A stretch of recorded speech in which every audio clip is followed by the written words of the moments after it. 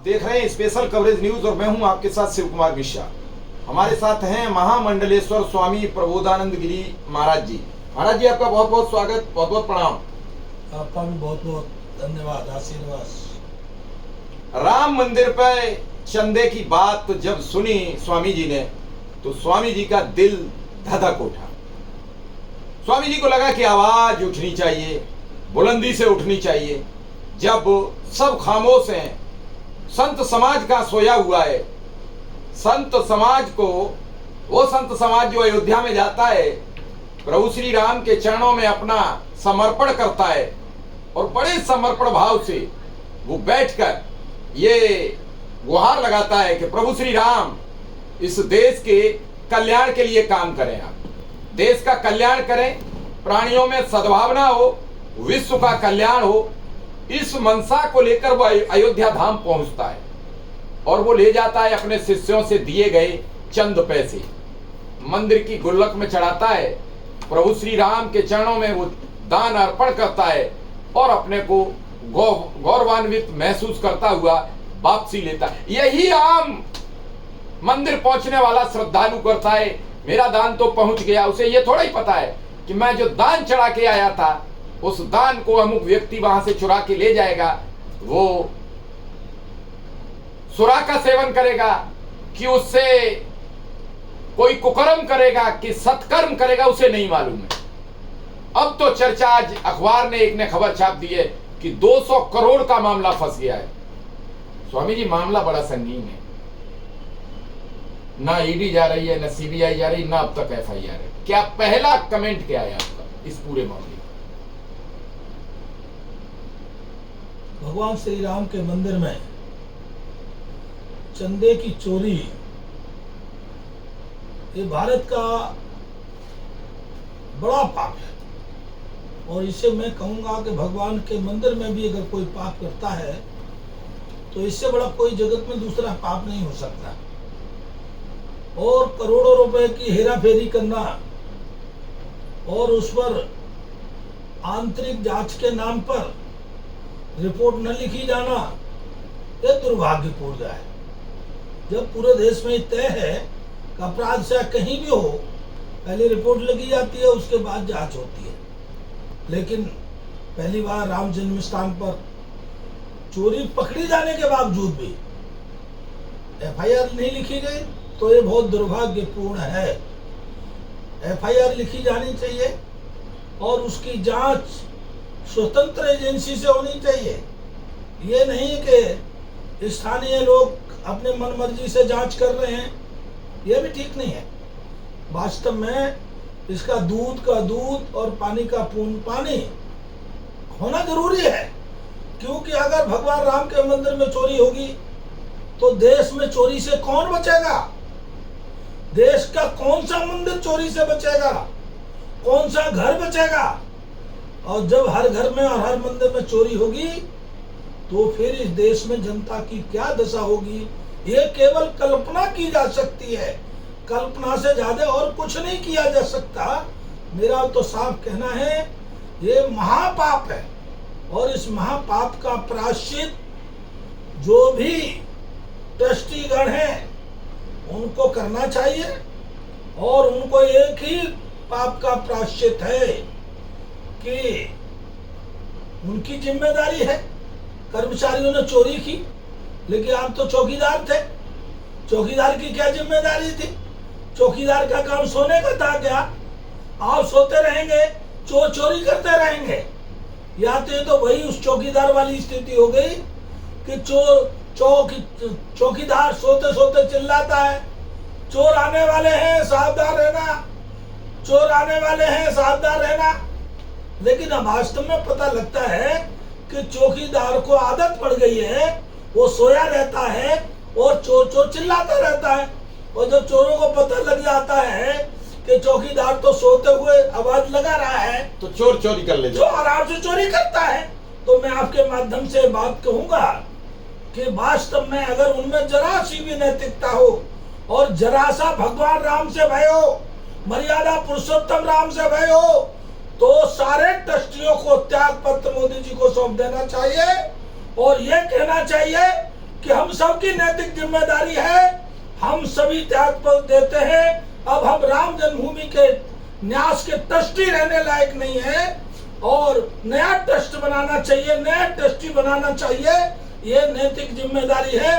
आपको ध्यान है, हमारे देश के रेल मंत्री हुआ करते थे लाल बहादुर शास्त्री जी, उनके समय रेल दुर्घटना हुई, उन्होंने बिना सोचे त्याग पत्र दिया। और भी रहे, और सरकारों में भी मंत्री रहे जो दुर्घटना होने पर इस्तीफा देते रहे। इस सरकार में नहीं होता है। तो मेरा तो पुनः निवेदन है कि सभी ट्रस्टियों को अपनी जिम्मेदारी स्वीकार खुद ही करने चाहिए और खुद ही जिम्मेदारी स्वीकार करके ट्रस्ट से अलग हो जाना चाहिए, ताकि भगवान राम आपको प्रायश्चित करने का अवसर प्रदान करें। स्वामी जी, सवाल यह है कि चंपत राय का ड्राइवर टिल्लू वो चोर निकला है, उसके रिश्तेदार चोरी करने निकले हैं। अब कई और जो काम करने वाले हैं, कई अनिल मिश्रा के रिश्तेदार हैं, कई चंपत राय के शिष्य हैं। तो आखिर ये गोलमाल चलता रहा। और चंपत राय जी से जब 3 दिन पहले मीडिया ने पूछा तो उन्होंने कहा चोरी नहीं हुई है, ये सब फर्जी है। इतनी बड़ी अगर रकम बरामद कर ली है, मंदिर वाले जाके रकम ले आते हैं घरों से निकाल के, एफआईआर क्यों नहीं? मोदी शाह की वो ईडी कहां है जो अब तक मंदिर तक नहीं पहुंच रही है? आप ठीक कह रहे हैं कि उनका ड्राइवर है, ड्राइवर के बाद बताते हैं उनका पर्सनल सहायक के रूप में काम कर रहा है वो आदमी, और उस पे अब तो बताते हैं पैसे भी बरामद हो गए हैं। अब तो 3 करोड़ से ज्यादा रकम, 2 करोड़ 98 लाख कल तक हो गई, आज और 36 लाख बरामद हुई है। और सुनो सर, कंडों में रुपया बरामद हो रहे हैं, जो कंडा इकट्ठे करके रख दिए जाते हैं, गोबर में रुपया बरामद हो रहा है। कल का जो पकड़ा गया था वो तो कंडों में से बरामद हुआ 25 लाख रुपया। भाई आप कमाल कर लीजिए, और किसी ने अगर कंडों में थोड़ी सी तिल्ली लगा दी होती तो काम खत्म हो जाता, तो राम मंदिर का चंदा भी सुहा हो गया होता। तो वास्तव में ये बड़ी निकृष्ट घटना है। और चंपत राय जी को भी, चंपत राय जी को मैं तो भाई बहुत भला आदमी मानता हूँ आज तक, और चंपत राय जी को एक त्यागी तपस्वी के रूप में मैं देखता भी हूँ। चंपत राय जी का शरीर भी हड्डियों का ढांचा है, और ऐसे आदमी की उपस्थिति में यह सब घोटाला हुआ तो वास्तव में ये बहुत ही सोचनीय विषय है। चंपत राय जी पे मैं व्यक्तिगत रूप से कोई आरोप लगाने की न मन है न स्थिति है, और लेकिन इतनी बात जरूर है कि चंपत राय जी से भी कहीं न कहीं भूल हुई, कि चंपत राय जी ने कहीं न कहीं अपनी बात को ध्यान नहीं दिया। और उसके अध्यक्ष है नृपेंद्र मिश्रा, उनसे तो कुछ अपेक्षा ही नहीं की जा सकती थी, क्योंकि उन्होंने तो राम जन्मभूमि आंदोलन के समय राम भक्तों को मरवा दिया। तो फिर उन्हें कैसे बनाएंगे? अब आए आप मुद्दे को, उन्हें बनाया कैसे गया राम मंदिर का ट्रस्टी? कौन है इस खेल के पीछे? जिस व्यक्ति ने राम मंदिर के लोगों पर गोली चलवाई और खुद स्वीकार किया, और आप लोग जिंदगी भर कोसते रहे मुलायम सिंह को। भाई राम मंदिर बनते समय राम मंदिर में बलिदान देने वालों की जरूरत थी, उस बलिदान की कड़ी में हम भी एक हिस्सेदार रहे, और देश के लाखों करोड़ों लोग हिस्सेदार रहे। लेकिन जब मंदिर बन गया तो फिर मंदिर सेकुलर लोगों के हाथों में जाने के लिए, तथाकथित सेकुलरवादी लोगों को खुश करने के लिए, कि हम जो है, जो राम मंदिर आंदोलन में हम गौ भक्तों पर गोली चलवाता था वो व्यक्ति, उसको हम सेकुलरवाद के नाते उसे अध्यक्ष बना रहे हैं। इसका मतलब ये है कि आप, जिन्होंने गौ भक्तों ने इसमें बलिदान दिया, जिन्होंने गोलियां खाई, उनका आपने अपमान किया है, उनकी भावनाओं के साथ खिलवाड़ किए है आपने। इसमें सुधार करना चाहिए। और नृपेंद्र मिश्रा क्योंकि अध्यक्ष है, उनको तो नरेंद्र भाई मोदी जी, मैं आपसे निवेदन करता हूँ हाथ जोड़ करके, आप आज देश के प्रधानमंत्री हैं, वो राम जन्मभूमि आंदोलन के कारण से है। आपने राम मंदिर के निर्माण में, भव्य दिव्य निर्माण में आपकी विशेष भूमिका है। आप स्वयं वहां उसके पूजन और अर्चन में रहे। बिना देर करे नृपेंद्र मिश्रा से त्याग पत्र ले लेना चाहिए, और उनको तब तक जांच के घेरे में रखना चाहिए, त्याग पत्र लेके नहीं। मुझे तो लगता है कहीं इस सारे खेल में नृपेंद्र मिश्रा ही तो नहीं है, क्योंकि चंपत राय एक सीधा व्यक्ति है। नहीं, चंपत राय का नहीं, चंपत राय का ड्राइवर है तो आप नहीं चंपत राय की बचाव नहीं करेंगे। चंपत राय, अनिल मिश्रा, नृपेंद्र मिश्रा और एक राय साहब, इन चारों आदमियों को जांच करानी चाहिए। मैं ये बचाव नहीं कर रहा हूँ, चारों आदमी की जिम्मेदारी है, लेकिन मैं तो आगे की बात कह रहा हूँ, चारों की नहीं, जो कोषाध्यक्ष है उनकी भी जिम्मेदारी है। गोविंद देवगिरी उन्हें आप जिम्मेदारी कैसे? सीसीटीवी कैमरे क्यों बंद थे? सवाल ये है। जितना ट्रस्टी है उन सभी ट्रस्टियों की जिम्मेदारी है।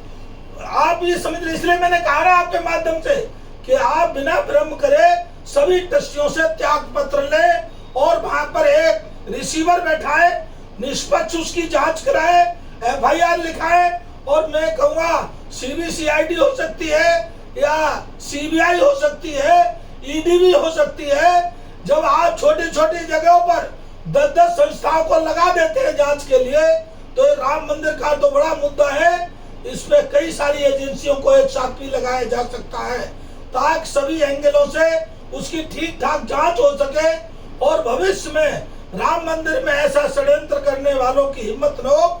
इसके लिए बहुत आवश्यक है। नरेंद्र भाई मोदी, देश को आपसे बड़ी आशा है, आपसे बड़ा विश्वास है, और ये नृपेंद्र मिश्रा जैसा व्यक्ति को भी आप बुला लो दिल्ली, इसकी जगह चाहे कोई और भेज दो, कुछ भी करो, सारे ट्रस्टियों को वापिस करो, जांच करो, नए ट्रस्टियों की वहां पर नियुक्ति करो, ये बहुत आवश्यक है। स्वामी जी, अब तक 200 करोड़ की बात आ गई है सामने कि राम मंदिर से क्या 200 करोड़ चढ़ावा चोरी हुआ? 50 कर्मचारी जो काम करने वाले हैं वो सब रडार पर है। कई 5 साल में करोड़पति हो गए, कई तो इनमें से 5 साल में करोड़पति हुए। अब तक 2 करोड़ से ज्यादा, 2 करोड़ 98 लाख रुपया केस बरामद हो चुका है। अयोध्या के राम मंदिर के दान पात्रों से चढ़ावे की चोरी ने सबको चौंका दिया। शुरुआती अनुमानों के मुताबिक यह चोरी 200 करोड़ रुपए से ज्यादा की हो सकती है। नोटों की गिनती से जुड़े करीब 50 कर्मचारी संदेह के घेरे में हैं। पुलिस और जांच एजेंसियों ने अब तक 5 कर्मचारियों से करीब 2 करोड़ रुपया की नकदी बरामद की है, 1 कार और 3 आईफोन बरामद किए हैं। 4 दिन पहले मोदी और शाह ने एक IPS अफसर दिल्ली से अयोध्या भेजा है, हेलीकॉप्टर से, स्पेशल विमान लेकर वहां पहुंचा है। वह श्री राम जन्मभूमि परिसर में ट्रस्ट के पदाधिकारियों के साथ बातचीत कर रहा है, रिपोर्ट तैयार कर रहे हैं। वहीं इसकी जांच के लिए शासन ने तब तक विशेष IT यूपी ने गठित कर दी। भैया FIR क्यों नहीं करा रहे हो? आपकी बात ठीक है, रिपोर्ट दर्ज कराओ, पुलिस पे जांच कराओ। और ये 50 लोग तो जांच करने वाले हैं, लगता है इनके पीछे भी 50 लोग और होंगे, तो जो 100 लोग होंगे इस सारे कांड में, सभी 100 लोगों को बिना देर करे गिरफ्तार करना चाहिए। और आप कानूनन गिरफ्तार तभी कर सकते हैं जब FIR लिखें, FIR लिखना चाहिए। और भाई देखो, नहीं, ये भी तो गुंडे है, किसी के घर में मंदिर ट्रस्ट के लोग जाते हैं और उसके घर से रुपया बरामद करके लाते हैं, ये भी तो दबंगई है। भाई पुलिस का काम है, पुलिस रुपया लाए, आदमी को उठा के लाए, जेल भेजे। ये कौन होते हैं? हमारे देश की आस्था का पैसा, हमारे देश के प्रभु श्री राम के चढ़ावे का पैसा लेने वाले 24 कर्मचारी जो नोट गिनकर बंडल बनाते हैं। उनकी 24 कर्मचारियों की ड्यूटी है जो नोट गिनते हैं, बंडल बनाते हैं। ये कर्मचारी प्राइवेट एजेंसी के जरिए ट्रस्ट ने क्यों रखे? क्यों आपने प्राइवेट एजेंसी से हायर किए? सवाल खड़ा हो गया यही। नंबर 2, 12 कर्मचारी ट्रस्ट के हैं, इन 24 कर्मचारी हैं, इन पर वो निगाह रखते हैं कि कर्मचारी के हिस्से में 2 कर्मचारी आते हैं कि इन्हें नोट बंडल सही बनाए कि नहीं। तो वो क्या करते थे? इसका मतलब सबके सब कर्मचारी चोरी कर रहे थे, जो एक दूसरे की चोरी नहीं बता रहे थे। 14 कर्मचारी SBI के हैं जो TCS की ऑडिट टीमों के सदस्य होते हैं, वो ऑडिट करते हैं। इतने कर्मचारी होने के बाद भी चोरी हो गई। नहीं, वो अभी महिपाल को मैं धन्यवाद करता हूँ। मैं किसी चैनल पे देख रहा था तो महिपाल बता रहा था कि जब हम 10 की गड्डी का बंडल फेंकते हैं और 10 की जगह 12 या 14 बना के रखते हैं उसमें, तो पता नहीं लगता, बंडल तो फेंक दिया गया। और ये बात महिपाल ने बहुत पहले बताई, तो उसको संज्ञान में नहीं लिया, उसको लापरवाही की। तो वास्तव में भाई महिपाल जी, आप जहां भी हो, भगवान राम पे आप पर कृपा है महिपाल सिंह जी कि आपने इस कांड को खोलने में काम किया बहुत बड़ा, और उसकी बात को ध्यान देना चाहिए था, उसी समय निगाह करनी चाहिए थी। तो ये भूल चूक बहुत बड़ी भूल हुई है। और अब भी मैं योगी आदित्यनाथ जी से, आप भगवान राम के, आप मर्यादा की रक्षा करने वाले हैं, आपने भगवान राम के मान को पूरे विश्व में बढ़ाया है, उनकी कीर्ति बढ़ाने में बड़ा काम किया है। आप एक काम और कर लीजिए, आप बिना विलंब करे FIR दर्ज कीजिए, क्योंकि बिना FIR के जांच ठीक से नहीं हो सकती और जांच को आप लंबे समय तक आपको करना पड़ेगा। ये भी नहीं 1-2 दिन की जांच है, यहाँ तो सैकड़ों करोड़ों के मामला आ रहा है सामने और पूरे देश के हिंदुओं की 100 करोड़ हिंदुओं की आस्था पर प्रश्न चिन्ह लग गया है, आस्था के साथ खिलवाड़ किया है। तो मैं आपसे निवेदन करता हूँ योगी जी, आप जैसे आपका बुलडोजर फेमस है और उसी प्रकार से ये लगभग इस कांड में जो अभी शिव कुमार जी ने बताया है 100 लोगों का गैंग है ये। इन 100 लोगों के गैंगों पर आप अपना बुलडोजर चलाओ, आपको कोई इस देश की सत्ता से नहीं हटा सकती। आप निर्भय हो जाओ, आप राम के काम के लिए एक बार बुलडोजर फिर चलाओ, FIR दर्ज करो और उसकी ठीक से जांच करो। चंपत राय के जो सहयोगी टिन्नू हैं 50 करोड़ की संपत्ति है। एक व्यक्ति जो श्री राम मंदिर ट्रस्ट के महासचिव चंपत राय के सहयोगी रामशंकर यादव उर्फ टिन्नू की अयोध्या और लखनऊ में लगभग 50 करोड़ के चल अचल संपत्तियां सामने आई हैं। एक ड्राइवर चंपत राय का 50 करोड़ की संपत्ति कैसे बना लेगा? चंपत राय को नहीं मालूम है ये रोज लखनऊ जा रहा है, क्यों जा रहा है, चंपत राय को नहीं मालूम है। चंपत राय सबसे बड़े दोषी है इस पूरे प्रकरण में। और सुनिए, टिन्नू अयोध्या में ऑटो चलाता था, खुद एक मोटरसाइकिल से चलता था। उसका पुश्तैनी मकान राम मंदिर से 1.5 किलोमीटर दूर स्वर्गद्वार इलाके में है, जहां इस वक्त उसके भाई रहते हैं। बातचीत में सामने आया है कि टिन्नू का एयरपोर्ट के पास एक हॉस्टल है, उसमें 70 कमरे हैं। अयोध्या में अलग से 3 रेस्टोरेंट हैं, उसमें पार्टनरशिप है। लखनऊ में एक मकान है, यहाँ एक फॉर्च्यूनर कार, मतलब जो आदमी बाइक से चलता था उसके घर फॉर्च्यूनर कार खड़ी है। नाका इलाके में भी 2 मंजिला मकान है, एक हॉस्टल बनवाया हुआ है। टिन्नू से मंदिर परिसर के ही PCF यात्री सुविधा केंद्र में पूछताछ हुई है। क्यों भैया नहीं जबरदस्ती उससे पूछताछ हो रही है? श्री राम जन्मभूमि परिसर के अंदर अपने प्रभाव का इस्तेमाल करके टिन्नू यादव ने अपने भतीजे मनीष को लगवा दिया, जो AIB रुपया की गणना के काम से जुड़ा हुआ है। मनीष स्वर्गद्वार इलाके के पुश्तैनी घर में रहता है। चोरी खुलकर सामने आने के बाद मनीष को अभी मंदिर परिसर के PSF यात्री केंद्र में पूछताछ हो रही। भैया क्यों नहीं पुलिस पूछताछ कर रही है इनसे? तो ये सब गोलमाल चल रहा है और इस गोलमाल का जिम्मेदार कौन? भाई चंपत राय जी के जब पूरा स्टाफ पकड़ा जा रहा है तो ऐसा कैसे हो सकता है? या तो चंपत राय के नाम का उन्होंने प्रभाव का फायदा उठाया, चंपत राय बराबर के दोषी है। चंपत राय जब जमीन का आरोप लगा तो इस्तीफा क्यों नहीं दिया? जमीन के इस्तीफे दे देते यार, जांच ही नहीं होती। उस पर भी FIR नहीं हुई चंपत राय के खिलाफ, क्यों नहीं हुई? नहीं, आपकी बात ठीक है। चंपत राय जी को तो नैतिकता के आधार से ही उन्हें अलग हो जाना चाहिए और अलग हो करके ये उन्हें भी कहना चाहिए कि सरकार निष्पक्ष जांच कराए, सरकार को निष्पक्ष उसमें हस्तक्षेप करने का अधिकार देना चाहिए। ठीक है, ट्रस्ट है, ट्रस्ट का मतलब ये नहीं है कि ट्रस्ट में लोग कुछ भी गड़बड़ करते रहेंगे, लेकिन चंपत राय जी आपकी जो है छवि को धक्का लगना स्वाभाविक है, क्योंकि वह महामंत्री है उसके ट्रस्ट के। तो इसीलिए चंपत राय की नैतिक जिम्मेदारी है कि उनको कड़ाई से सबके साथ व्यवहार कराना चाहिए। राजेश पाठक 5-6 साल में राजेश की जीवन शैली बदल गई। अयोध्या के खालेपुरवा में रहने वाले राजेश पाठक पर संदेह है। राजेश नोटों की गिनती करने वाले कर्मचारियों में शामिल हैं। वे भी मंदिर परिसर के एक कमरे में रखे गए हैं। जांच में जुटे कर्मचारियों से सवाल पूछे जा रहे हैं। राजेश की कार्यशैली बदल गई 5-6 सालों में। उनका मंदिर की चढ़ावे में एक लवकुश नाम का शख्स है। उस लवकुश शख्स के कौशलपुरी में मानस डेंटल हॉस्पिटल के पास घर है। यह घर पहले भोजपुरी गायक का था। अनुकल्प मिश्रा के परिवार ने 65 लाख में घर खरीद लिया। छोटे छोटे 15,000 20,000 के सैलरी वाले लोग 65 लाख रुपया मकान खरीद रहे हैं। संशय क्यों नहीं होगा महाराज जी? और ये पैसा आ कहां से रहा है, जा कहां रहा है? आम जो नागरिक है बड़े श्रद्धा भाव से अयोध्या जाता है, पैसे बचा खुचा के ले जाता है, प्रभु श्री राम के चरणों में अर्पण करता है, सोचता है भगवान की पूजा में हमने कुछ दान दे दिया, ये दान जाएगा, हमारा जीवन कृतार्थ हो जाएगा। उसका दान चोरी करने वाला पता नहीं शराब पी रहा है, पता नहीं अय्यासी कर रहा है, पता नहीं कुकर्म कर रहा है, सुकर्म कर रहा है, पैसे से जमीन खरीद रहा है कि क्या खरीद रहा है, तो क्या स्वामी जी ये देशद्रोह नहीं है? बड़ा देशद्रोह है। और अब तक दिल्ली और लखनऊ दोनों खामोश हैं, ना लखनऊ कुछ बोल रहा है। भैया तुम्हारे लोग पकड़े जा रहे हैं तो बोलिए क्यों नहीं? बिना कटियार जी कह रहे हैं कि इस्तीफा कराना चाहिए पहले, उसके बाद जांच होनी चाहिए, और ये अपने मन से क्यों नहीं छोड़ रहे हैं?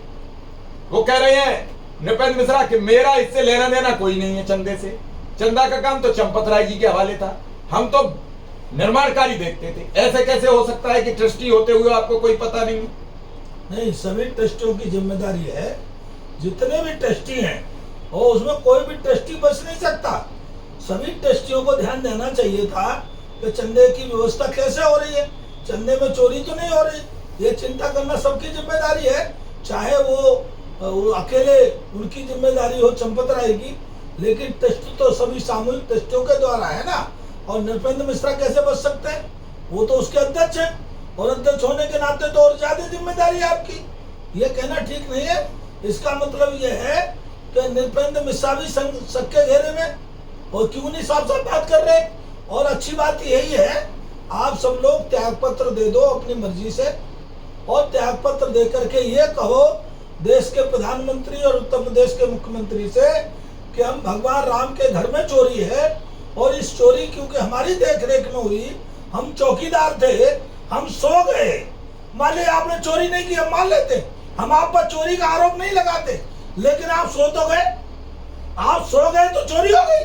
तो सोने का मतलब है आपने अपना कर्तव्य नहीं निभाया, तो कर्तव्य आप नहीं निभा सके, तो आप इस आधार पर अपना त्याग पत्र दे दो, और त्याग पत्र दे करके इसकी जांच कराने के लिए आग्रह करो, ताकि भविष्य में भगवान राम के घर में कोई चोरी न करे।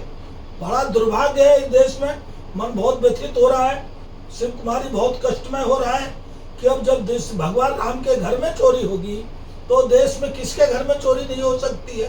कहाँ चोरी नहीं होगी? ये बहुत ज्यादा दुखद घटना है। और इस स्वामी जी और एक और सवाल, आपकी बात ठीक है कि आपको दुख लगा, आप अपनी बात कह रहे हो, इस मुद्दे को उठा कौन रहा है? पहले महिपाल, और महिपाल से पहले अखिलेश यादव, और अखिलेश यादव को बताया जाता है कि वो तो धर्म विरोधी है। भाई वो पूछ रहे हैं कि आप हमें इन लोगों के खिलाफ एफआईआर क्यों नहीं कराते? सबके खिलाफ करा दो, जांच में जो फ्री होगा बच जाएगा। देखो, अखिलेश यादव जी भले ही चाहे अपनी राजनीति किसी एंगल से करते हो, है तो हिंदू, लेकिन वो भी हिंदू है, और उनको पूछने का अधिकार है, और उन्हीं को नहीं 100 करोड़ हिंदुओं में से किसी को भी ये बात पूछने का अधिकार है और कहने का अधिकार है कि भगवान राम के घर में चोरी क्यों और किसने की, कैसे हुई। ये सारे क्वेश्चन का जवाब चाहिए और देना चाहिए, और मैं तो उनको धन्यवाद दूंगा अखिलेश जी को, क्योंकि कम से कम उनके पिताजी के कार्यकाल में राम भक्तों की जो गोली से हत्या हुई थी उसी का शायद प्रायश्चित कह लो, और चाहे उन्होंने पुण्य ले लिया। ये मैं तो ये कहूंगा, भगवान राम के मंदिर में चोरी का प्रश्न उठा करके उन्होंने ये पुण्य प्राप्त किया है, तो मैं तो उनको धन्यवाद दूंगा कि उन्होंने कम से कम भगवान राम के मंदिर के में चोरी हो रही बात को भी उठा करके उजागर किया है, तो वो वास्तव में धन्यवाद के पात्र है। भाजपाइयों ने तो उनकी बेटी पर आरोप लगा दिया, उनकी बेटी को लेकर अश्लील बातें लिखी गई सोशल मीडिया में ताकि राम मंदिर का मुद्दा दब जाए। वो भाई ये बात तो खराब है। बेटी चाहे भाजपा की हो, चाहे सपा की हो, चाहे किसी की हो, बेटी बेटी होती है। किसी भी बेटी का हमको अपमान नहीं करना चाहिए, और चाहे वो अखिलेश जी की बेटी हो, चाहे किसी और की बेटी हो, सबकी बेटी हमारी सबकी बेटी होती है। हमारी सनातन की परंपरा में हम सबकी बेटी को अपना बेटी मानते हैं। स्वामी जी अब क्या होगा, क्या लग रहा है? इसका जांच होनी चाहिए। अंतिम सवाल बस आपसे, क्या इस पूरे प्रकरण को आप कैसे देख रहे हैं? क्योंकि संत समाज को भी अब खुलकर सवाल करने पड़ेंगे। ये नहीं चलेगा लेपापोती कि हम साहब आपकी सरकार बनवाते रहे, हमने ठेका ले लिया है। जब मंदिर में चोरी होने लगी, सब जगह चोरी होने लगी, प्रभु श्री राम के यहाँ चोरी हो रही, तो मुझे लग रहा है सब देश में चोरी हुई है, कोई विभाग नहीं बाकी है, सारे विभाग में लूट खसोट हुई है। जब प्रभु श्री राम नहीं छोड़े तो कहां छोड़ा होगा? देखो, भगवान राम के जन्म स्थान पर मंदिर में चोरी होना और ये चोरी उजागर होना, ये भगवान राम का पहला संकेत है कि सावधान हो जाओ और ठीक से हो जाओ और इन चोरों के खिलाफ कार्रवाई करो। ये भगवान राम खुद संदेश दे रहे हैं। और अगर आप चालाक बनने का प्रयास किए, जैसे कांग्रेस ने चालाक बनने का प्रयास किया था कि मंदिर बनने ना देने में उन्होंने भूमिका निभाई, आपने चोरी छिपाने में अगर भूमिका बनाई तो ये समझ लेना कहीं कांग्रेस जैसा हाल आपका ना हो जाए। ये भी ध्यान रखना, क्योंकि भगवान राम के घर के चोरी है, इसको ईमानदारी के साथ सब चोरों को पकड़ के उनके खिलाफ कार्रवाई करने में कोई चूक नहीं करना चाहिए। चोर चाहे घर का हो, चोर चाहे बाहर का हो, चोर चोर होता है, चोर किसी का नहीं होता, वो केवल चोर होता है। स्वामी जी, सनातन को लेकर बड़े सवाल होते हैं। सनातन का सनातन मोदी का एक नया सनातन हो गया है। सनातन का क्यों नुकसान हो रहा है? हिंदू धर्म को बचाने की चक्कर करते करते हिंदू धर्म और सनातन पर बड़ी समस्याएं आ रही हैं। लोग सवाल कर रहे हैं, गाय को लेकर सवाल है। अब आपका कुंभ लग रहा है हरिद्वार में, हरिद्वार वाले मुख्यमंत्री कह रहे हैं शंकराचार्य, हमारे शंकराचार्य हैं। मुख्यमंत्री जी कह रहे हैं हमारे शंकराचार्य नहीं है। लेकिन सवाल यह है कि धर्म और सनातन की सुरक्षा की जो जिम्मेदारी सौंपी गई, उससे सब भाग क्यों रहे हैं, उसको निभा क्यों नहीं रहे? ये वास्तव में सनातन धर्म का जो निभाने का काम है वो हृदय से, श्रद्धा से, सनातन के प्रति विश्वास से। लेकिन जब आप सनातन पर राजनीति करेंगे तो ये श्रद्धा विश्वास जो है डगमगा जाएगा। जब डगमगा जाएगा तो आपका विश्वास डगमगाएगा, तो फिर आप सनातन के साथ खिलवाड़ करने लगेंगे। यही राजनेता खिलवाड़ करने का प्रयास कर रहे हैं। लेकिन मैं एक बात बता दूं शिव कुमार जी आपके द्वारा, आज तक जिसने सनातन के साथ खिलवाड़ की है, अपमान किया है, वो सनातन तो नहीं मिटा, लेकिन वो इस धरती से मिट गए, समाप्त हो गए। तो आप याद ध्यान रखो, अमर तो इस देश में कोई नहीं है, सबको मिटना है, लेकिन सनातन का कलंक लगा करके आप इस धरती से मिटो, यह आपके लिए भी अच्छा नहीं है। तो मैं आप सबसे, जो सनातन के खिलाफ काम करने वाले हैं, चाहे वो घर के अंदर हो चाहे घर के बाहर हो, उन सबको सचेत हो करके सनातन को पुष्ट करके सनातन को मजबूत करने के लिए काम करना चाहिए। ऐसा कोई काम नहीं करना चाहिए जिससे सनातन को नुकसान पहुंचे।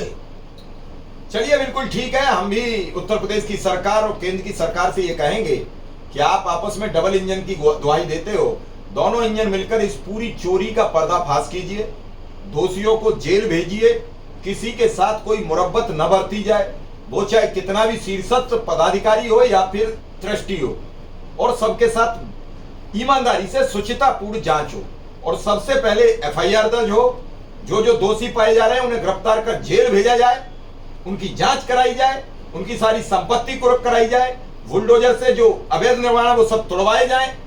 इस काम को योगी जी कब लागू करते हैं ये देखना पड़ेगा, वरना इस देश का, इस राज्य का हिंदू आपको चैन से बैठने नहीं देगा, आपके खिलाफ खड़ा हो जाएगा, और फिर आपके पास कोई जवाब नहीं होगा। जवाब तो मांगता है हिंदू। इस देश का, इस राज्य का 145 करोड़ आवाम, यूपी का 23 करोड़ आवाम आपसे पूछ रहा है कि राम मंदिर पर चोरी करने वाले अब तक जेल की सींचों के भीतर क्यों नहीं है, वो बाहर घूम कैसे रहे हैं, वो निर्द्वंद कैसे रह रहे हैं। ये सवाल मैं जनता से भी पूछूंगा कि आपकी क्या राय है। स्वामी जी, आपने हमें समय दिया, आपने आशीर्वाद दिया, इसके लिए आपका बहुत बहुत आभार, बहुत बहुत प्रणाम। आपका भी बहुत बहुत धन्यवाद। और मैं चलते चलते यही कहूंगा, योगी जी आपने शंकराचार्य को स्नान करने से रोका था, तो आपने सरकार के नियम कानून की दुहाई दी थी, और आप यहाँ भी नियम कानून की दुहाई का पालन कराने के लिए ये राम मंदिर में चोरी करने वालों के घर तक आपका बुलडोजर पहुंचना चाहिए। आप 100 करोड़ हिंदुओं के घर में वास करेंगे और आप देश के भी प्रधानमंत्री बन सकते हैं, लेकिन अगर राम मंदिर के साथ विश्वासघात हुआ और आप देखते रहे तो इस देश की 100 करोड़ जनता आपको भी छोड़ेगी नहीं। चलिए, बहुत बहुत धन्यवाद। बहुत बहुत धन्यवाद।